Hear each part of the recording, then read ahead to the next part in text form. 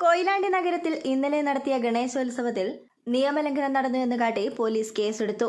സംഭവവുമായി ബന്ധപ്പെട്ട് 200 പേർക്കെതിരെയാണ് കൊയിലാണ്ടി പോലീസ് സ്വമേധയാ കേസെടുത്തത്. 2 വാഹനങ്ങളും സൗണ്ട് സിസ്റ്റവും പിടിച്ചെടുത്തു.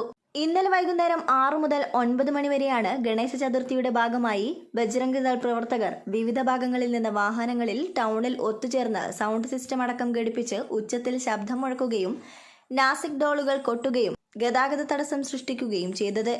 പോലീസ് അനുമതിയില്ലാതെയാണ് ദേശീയപാതയിൽ ഇത്തരമൊരു പരിപാടി സംഘടിപ്പിച്ചതെന്നും ഗതാഗതക്കുരുക്കും ശബ്ദമലിനീകരണവും ഒഴിവാക്കാൻ പലവട്ടം പോലീസ് നിർദ്ദേശം നൽകിയിട്ടും സംഘാടകർ സഹകരിച്ചില്ലെന്നും CI സുനിൽകുമാർ പറഞ്ഞു.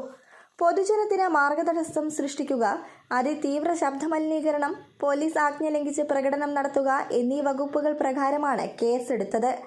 കണ്ടാലറിയാവുന്ന 200 പേർക്കെതിരെയാണ് കേസെടുത്തതെന്നും 16 വാഹനങ്ങളും നാസിക് ഡോൾ അടക്കമുള്ള ഉപകരണങ്ങൾ പിടിച്ചെടുക്കുമെന്നും പോലീസ് പറഞ്ഞു. News today Kerala.